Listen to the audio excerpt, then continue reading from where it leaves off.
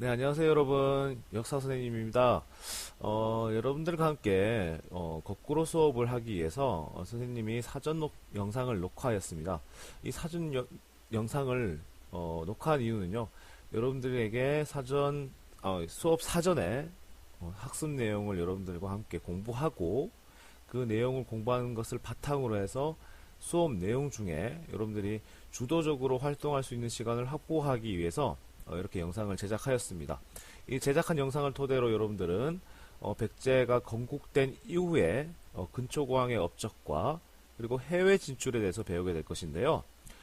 이 내용을 여러분들이 학습하고 이제 우리가 정해진 시간에 정해진 수업 내용에 대해서 여러분들이 활동할 수 있는 기회를 마련할 것입니다.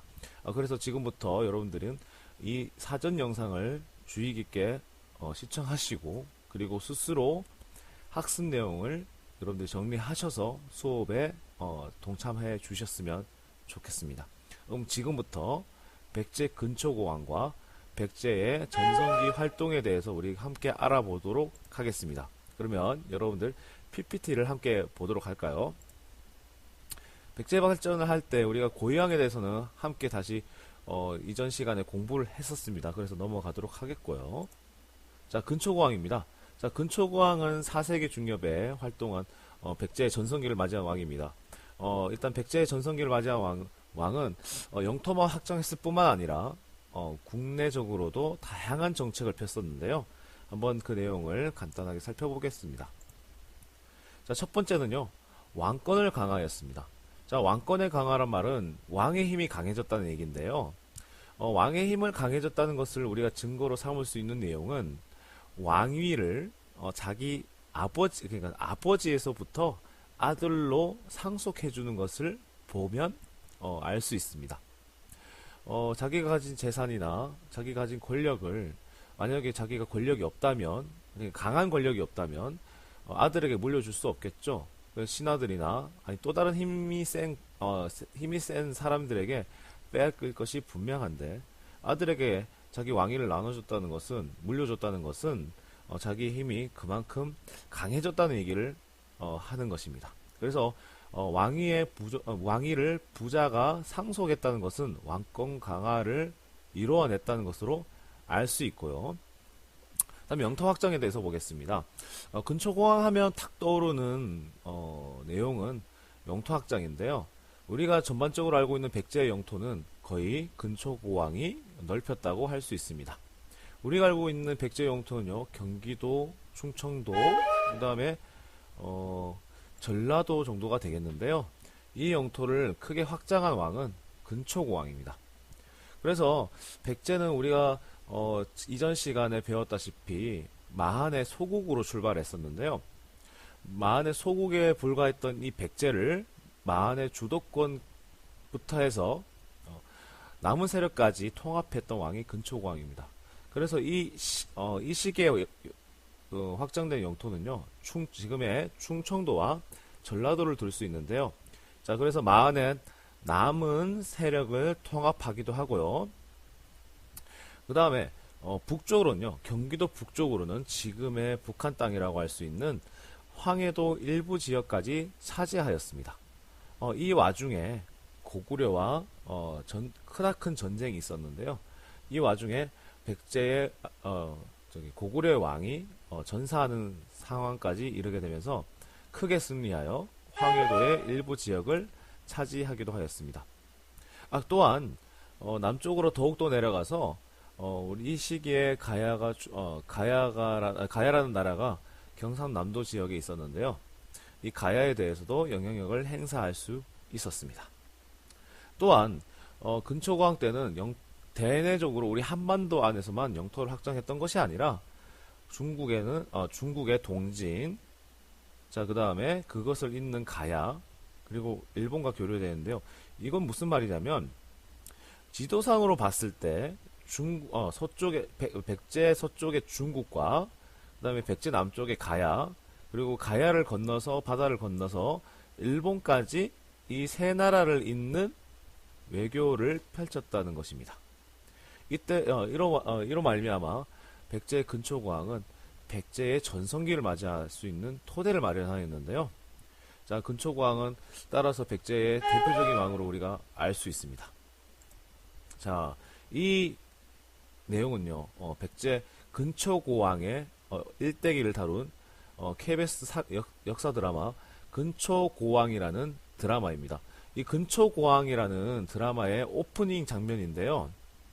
이 지도 부분은 당시에 이제 백제가 영토를 삼았던 부분과 또는 백제가 영향력을 넓혔다는 지역으로 지금 이제 약간의 과장을 들어서 이렇게 지도를 그렸는데요. 일단 한반도 서쪽 지역과 그다음에 백제가 중국으로 건너갔다고는 중국의 동해안 지역 그리고 일본의 서쪽 지역을 이렇게 아우르고 있는 지도를 볼 수가 있었습니다. 이거는 좀 과장이 들어가 있다고 우리가 생각할 수 있는데요. 어쨌든 백제 근초고왕 시기에 백제가 영향력을 끼쳤던 해당 지역을 보여주고 있는 영상이라고 할 수 있습니다. 자, 이렇게 아까 말씀드렸던 영토는 북쪽으로는 황해도 일부 지역, 그래서 이 평양선 전투로 고구려의 고궁원왕이 정사하는 지경까지 이르게 되는데요. 이 부분을 잘 기억해 두시는 게 여러분들 다음 시간에 고구려에 대해서 공부할 때 광개토대왕과 장수왕이 백제를 공격하게 되는데요. 그 사건의 빌미를 마련했던 이전의 사건입니다. 그리고 남쪽으로는 마한 지역의 남은 땅을 복속하기도 하고, 그리고 좀 더 남쪽으로 내려가서 가야 지역까지 압박하고 진출하는 모습을 보여주고 있습니다. 자, 더욱더 해외 진출을 우리가 살펴보게 되면요. 이렇게 고구려, 백제, 신라가 그리고 가야가 나눠져 있던 한반도와 그리고 대외적으로 봤을 때 서쪽에는 중국이라는 나라가 있었는데요. 고구려와 그리고 중국을 나누는 이 강을 요하라고 부릅니다. 이 강을 요하라고 부르기 때문에 서쪽 지역을 요서, 동쪽 지역을 요동이라고 부릅니다. 자, 백제는 고구려와 달리 고구려가 요동 지역을 차지했다면 백제는 이 요하라는 강의 서쪽 지역인 요서 지방을 차지했던 걸로 우리가 파악되고 있습니다. 차지했다기보다는 영향력을 끼쳤다는 게 더 좋을 것 같네요. 그리고 서쪽으로 또 넘어가서 산동반도, 중국의 산동반도, 그 다음에 남쪽으로 바다를 건너서 일본이라고, 지금의 일본으로 불리는 외 지역까지 진출했던 걸로 파악되고 있습니다. 자, 그리고 몇 가지 더 설명을 드리면요. 백제가 일본에도 큰 영향을 끼쳤다고 알 수 있는, 끼쳤다는 것을 증명하는 유물이 남아 있는데요. 그 유물이 바로 지금 이 칼입니다. 자, 여러분들 칼을 봤을 때 칼이 이 모양이 좀 특이하죠? 이 칼 모양은 딱 보니까 무슨 가지가 이렇게 나와져 있던 것을 우리가 확인할 수 있는데요. 이 칼의 이름이 바로 칠지도라고 불리는 칼입니다. 왜 이름이 칠지도냐고요? 자, 칼이 원래 이렇게 하나로 이어져 있어야 되는데 가지가 7가지라서 칠지도라고 불립니다. 근데 여러분들 보시기에는 가지가 6개밖에 보이지 않는다고요? 자, 한번 살펴볼까요? 하나, 둘, 셋, 넷, 다섯, 여섯 이렇게 있는데 하나 어디 갔을까요? 이것까지 포함해서 칠지도입니다. 자, 이 칠지도는 이게 자꾸 뜨는데요. 칠지도는 일본의 백제 왕이 하사했다고 알려져 있습니다. 하사했다는 말은 높은 사람이 낮은 사람한테 주는 물건을 얘기하는 거잖아요. 자, 이럴 때 이 물건을 통해서, 이 유물을 통해서 백제가 일정 부분 일본에게 영향력을 끼치고 있었다는 것을 우리가 알 수 있었습니다. 근데 더욱더 중요한 것은 이 칼 안에 글자가 새겨져 있는데요. 이 글자를 통해서 우리가 그 내용을 더욱더 알 수 있습니다. 우리가 실제 수업 시간에 그 내용까지 확인해 보면서 백제의 일본에 대한 진출 내용까지 파악해 보도록 합시다. 네.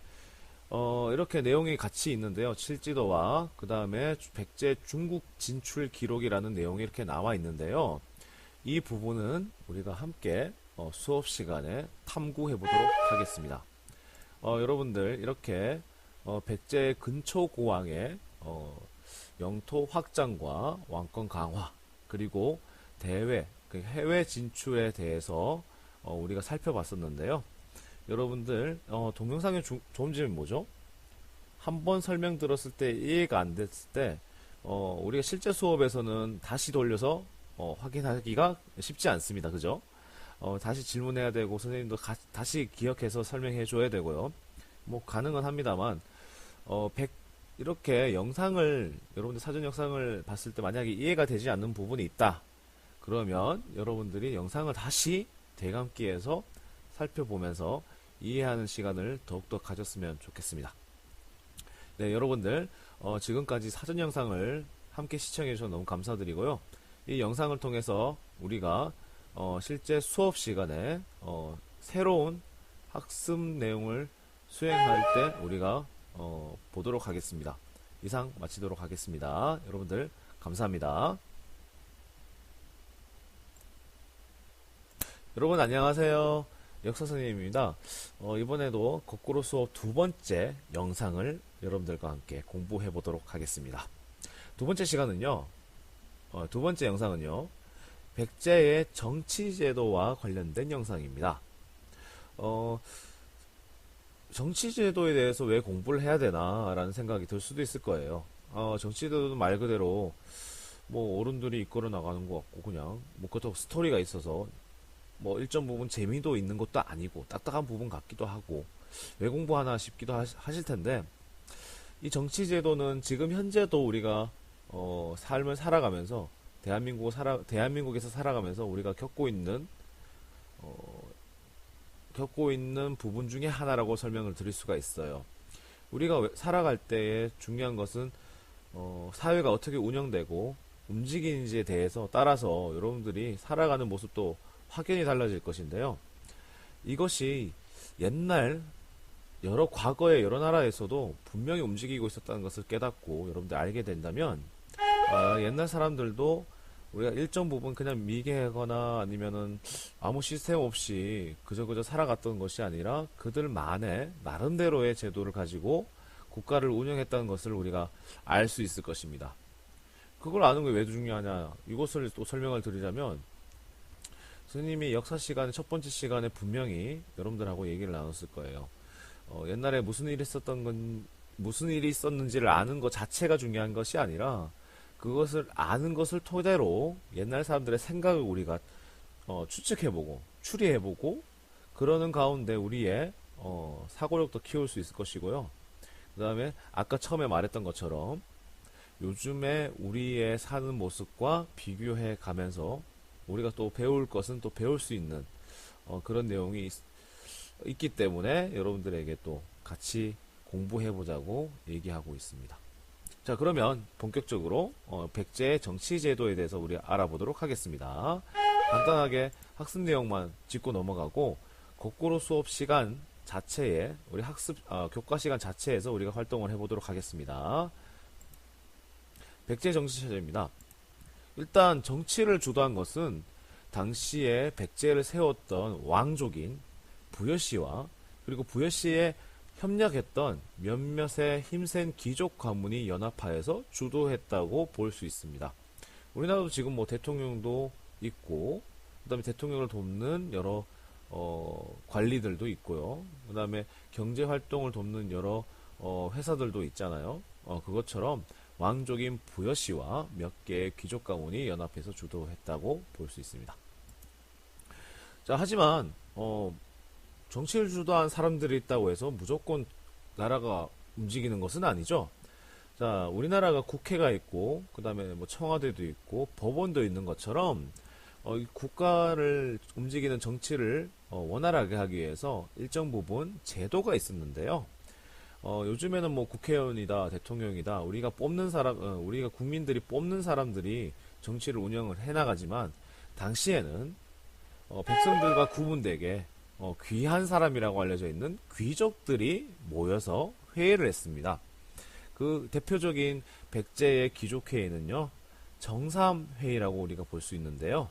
이 정삼회의는 우리가 옛날에 이전에 배웠던 부여, 그 다음에 옥조동해, 그 다음에 삼안에서 배웠던 부족 연맹 왕국에서 볼 수 있는 그러한 전통이 남아있다고를 알 수 있습니다. 정사암회라는 것은 간단히 말씀드리면요. 백제 수도 근처에 있는 정사암이라는 바위가 있어요. 그 바위 위에서 귀족들이 모여서 회의를 했는 건데요. 자, 그 회의를 통해서 국가의 중요한 국가의 중요한 정책들을 결정했다고 볼 수 있습니다. 자, 세 번째, 중앙 정치에 대해서 우리가 공부해 볼 텐데요. 우리가 지금 대통령 아래에는 국무총리, 국무총리 아래에는 여러 각부 장관이 있는 것처럼 당시에도 왕 아래에는 왕을 보좌하는 도와주는 상좌평이라고 하는 오늘날의 국무총리 수상을 비롯해서 16등급의 관리들이 있었다고 전해지고 있습니다. 우리나라도 같은 공무원이라서 다 같은 공무원이 아니잖아요. 자, 공무원도 우리나라도 공무원 보면 9급부터 8급, 7급, 6급, 5급, 4급, 3급, 1급, 2급, 1급 이렇게 등급이 있는 것처럼 당시의 관리들도 16등급이 있었다는 것을 알 수 있습니다. 자, 행정구역은요, 지방정치제도를 얘기하는 것인데요. 자, 우리나라도 서울에, 수도 서울을 비롯해서, 경기도, 강원도, 충청도, 경상도, 전라도, 제주도, 이렇게 지방이 나눠지는 것처럼, 그리고 서울에, 뭐, 강남구, 그 다음에 중구, 중랑구, 성북구, 영등포구, 구로구, 이렇게 구들이 나눠진 것처럼, 백제도 수도가 5부, 그 다음에 지방은 5방이라고 해서 이렇게 구별되어서 나눠져서 다스려졌다고 합니다. 네, 정사회를 다시 한번 그림을 통해서 알아보겠는데요. 그림이 아니네요. 기록이네요. 자, 기록을 통해서 알아보면요.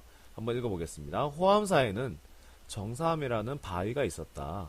국가에서 재상을 선정할 때는 해당 자격자 서너 명의 이름을 봉함하여 이 바위에 두었다. 얼마 후에 이를 펴보아서 이름 위에 인이, 그러니까 도장이 찍혀 있는 사람을 재상으로 삼았으므로 이러한 이름이 생겼다. 자, 그래서 국가에서 가장 중요한 일 중에 하나가 왕을 뽑는 것도 있지만 재상을 선정하는 것입니다. 이 재상을 선정했다는 곳이 정사함이라고 하는 바위이기 때문에 우리가 이름을 정사함회의라고 합니다. 재상을 뽑았기 때문에 이 재상을 뽑는 것 말고도 전쟁을 한다, 다른 나라와 전쟁을 한다, 다른 나라 외교를 펼친다, 그 다음에 기타 등등의 중요한 국가의 일들에 대해서 이 정사함에서 결정했을 거라고 사람들은 보고 있습니다. 자, 여기 사진이 바로 정사함이라고 추측되는 곳인데요. 이 부분에서 아마 회의가 이루어졌을 확률이 굉장히 높다고 할 수 있겠죠. 자, 백제의 정치 제도에 대해서는 학습 내용을 이 정도로 정리하도록 하겠습니다. 이 정리된 내용을 가지고 우리가 실제 교과 수업에서 우리가 여러분들의 활동이 이루어지기를 기대하면서 실제 수업 시간에 만나도록 하겠습니다. 여러분들 감사합니다. 안녕.